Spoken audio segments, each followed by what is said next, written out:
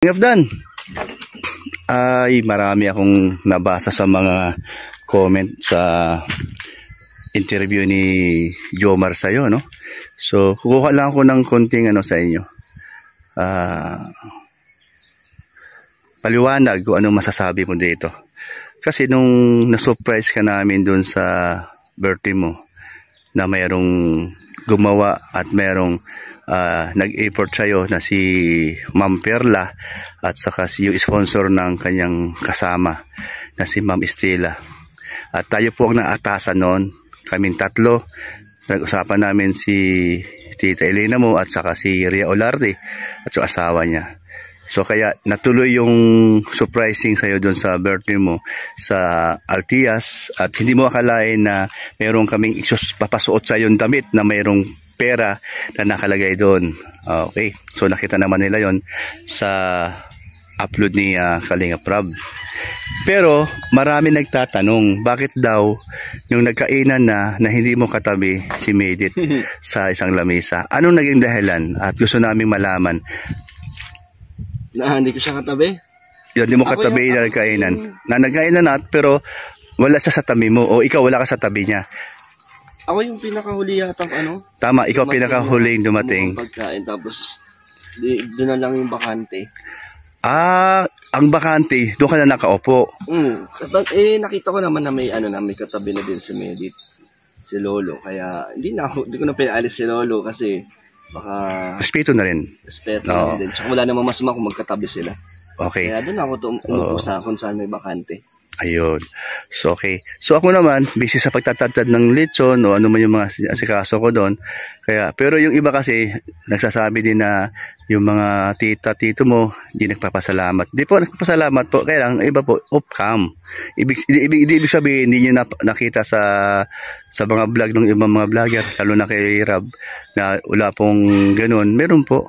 At nakausap ko pa nga si Medit nung ako nagtatadtad ng lechon. Okay naman po. Pero, Kalingapdan, mayroon pang isang bagay na after nun, nung kainan doon sa surprise namin sa'yo, kaming makakasama, no? Yun nga, sinabi ko na sa'yo kung sino yung mga kasama ko para i-surprise ka. Bakit daw nung uwian na hindi mo or kinabukasan makalawa pag uwi niya ng daet para bumalik na sa kanilang bayan na hindi mo daw siya maihatid, samantalang marami umaasa na ikaw ang maghahatid dahil una-una isa kayo sa love team ni Kalinga Prab na maging close kayo. So ano ba ang katotohanan? Ano ba ang sa palagay mo na o masasabi mo sa mga comment ng mga iba na wala ka daw effort sa kanya, hindi mo daw sa pinahalagahan? Ganun ang lumalabas. Parang meron kasi doon nakasabay din si Medit, si J. Brad din, kasama sila noon. Tapos sakto may kaibigan yata si Kuya Jomar na nasa diet na babalik ng Naga. Kaya nagkataon na yun, so nakasabay na din si Medit. Kaya meron din kasi kaming mission noon kay Kalinga Prab na may kami, K-Boys on mission kami. Hindi naman laging available, tsaka hindi naman ganun kalapit ang Naga na laging ihahatid na pag nandito si Medit. Hindi naman lagi kasi may mga din tayo dito, priority din tayo na ginagawa sa atin. Ayun, hindi ibig sabihin, Kalingapdan, na hindi ka nag-effort. Kumbaga, nagkataon lang na mayroong papuntang Naga, so sumabay na lang doon, and then ikaw o makasama mong K-Boys na mayroon kayong mga iba pang lakad. Ayun. So yung mga Kalingap, ang kanyang paliwanag ngayon kung ano yung totoo doon sa mga comment na si Kalingapdan walang pakialam o ano man yun na sinasabi nyo. So may dahilan, mga Kalingap. So sana yun, ito nakuha natin ang kanyang side para malaman nyo kung bakit unang-una hindi niya katabi sa pagkain sa lamisa. Yan pala, nakita niya si Lolo na katabi at alam ka naman na paalisin niya. So natural lang na kung saan bakanting upuan, doon sa nakaupo. Nagkataon naman na doon nakaupo si insan mo. Tama ba? Oo. Okay. So yun. Kaya doon sa nakaupo. So hindi ibig sabihin na hindi mo pinahalagaan ang iyong pagiging love team. Tsaka after nun, nag-celebrate pa kami. Kasama nga namin si Medit nung kaming K-Boys na lumabas din after nung surprise din na yung sa birthday ko. Ayun. Nag-celebrate andun si Medit. Ay, doon pala. O, kita nyo mga kalingap, ano? So, ayan po, para po matigil na po yung pagbabas kay Kalingap Dan. Na siyempre. Meron palang mga nagagalit. Meron. O, nababasa ko. Kasi Oo. masyadong napapansin. Napapansin, oo. Kasi focus lang ako sa ginagawa kong pag-charity sa channel ko. Eh, yung mga comment naman doon, wala man akong masyado nababasa. Kaya hindi ko alam na may mga... Hindi mo alam na meron na palang nasasaktan. Oo. Naintindihan ko naman sila kung gano'n nararamdaman lang kasi nga nag-effort daw na galing pang Naga. Tapos nakita nila. Oo, tama ka dyan. Okay, naintindihan ko naman yung mga opinion nila.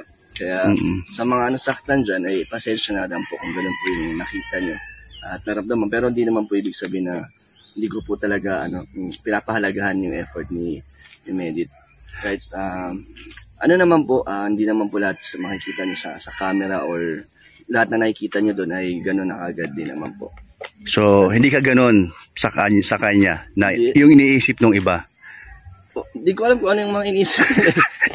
yung mga comment nila. Hindi ko alam kung ano yung mga sinasabi nila sa akin na meron na palang galit sa akin. Pero, iba, may karapatan naman sila magbigay ng mga opinion nila yun.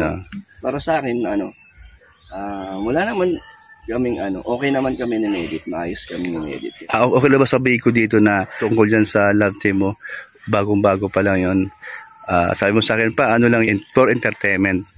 Yun naman talaga ang ni Rob sa una pa lang.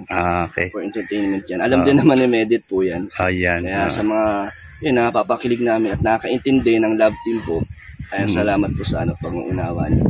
Kasi naman yun, for good vibes po, wala naman kaming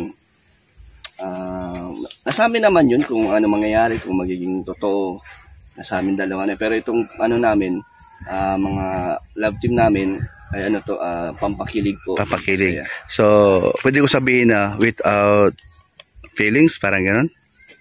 I mean, marami kasing umaasa na maging kayo. Ano masasabi mo rito? Sige daw.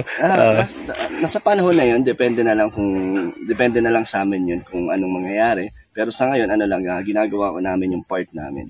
Aware naman dyan si Medit. Kaya wala naman pong nalulugi or kawawa dito. So, ano naman ang masasabi ng director na si Kalingap Rob dun sa mga eksena nyo? Ano yan? Merong binabasa? Meron kasi sinusunod? Wala kaming kung ano lang yung naramdaman nyo? Kusa lang. Ano yung mga pinag-uusapan namin? Yun, lang. So, ayan. Okay.